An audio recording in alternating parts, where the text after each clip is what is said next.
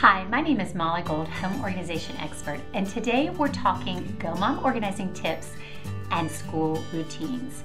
Back to school season in full swing between August and September, and families all over the country are adjusting to new routines.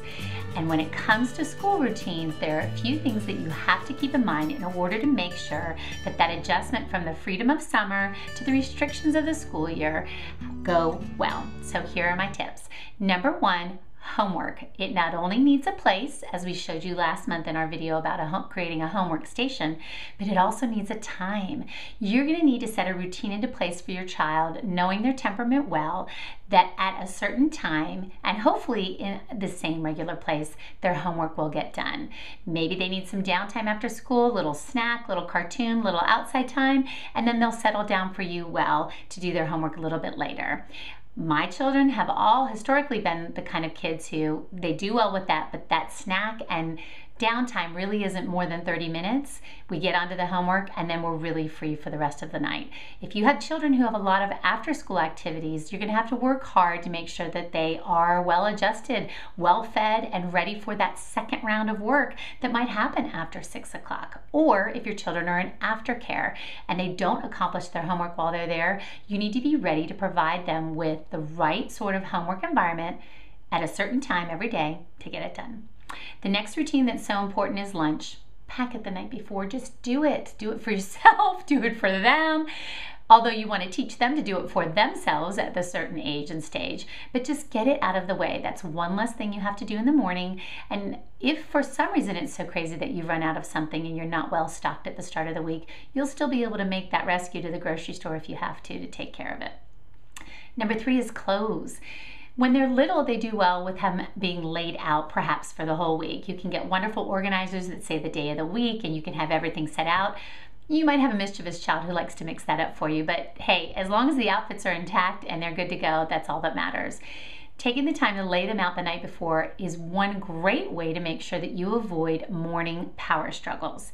Now, you may have a child that lays it out the night before and then changes it just slightly in the morning. That's fine too, but leaving decisions about what to wear to sleepy children in the morning and opening the door for a power struggle about what has to be worn if it's a day where you have to wear tennis shoes for gym even though you want to wear sparkly flats just isn't going to work for anybody.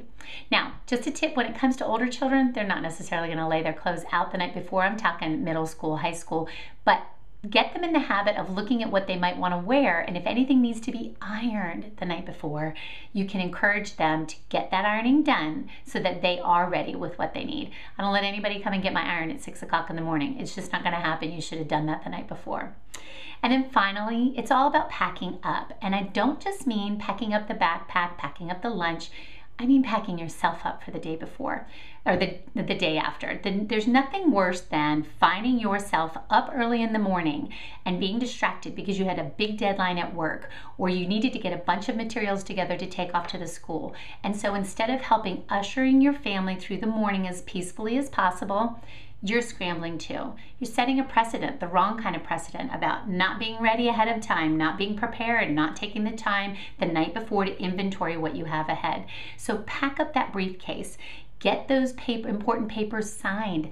Don't sign a field trip slip in the morning. We talked last month about how to make sure that those backpacks get unloaded and those papers get organized. All of that should be done the night before so that you are ready to go that morning. And then finally, so important, remember your role in steering. You're not going to do this for them, but you're teaching them life skills and then you're teaching them habits. So lead by example and be prepared. Those are my tips for school routines. Putting these into place will make the evenings smoother, the mornings more mellow, and hopefully send you all off for a great day. I'd love to know, what are your best tips for school routines that you put into place at the beginning of every year?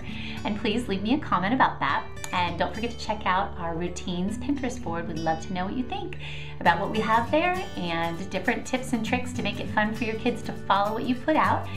And we hope that you're enjoying the Go Mom Organizing Tips series. We're in September. It's been a really exciting 9 months so far, and we've got more to come, so please stop by next week. Thanks so much for stopping by today, and we'll see you next time.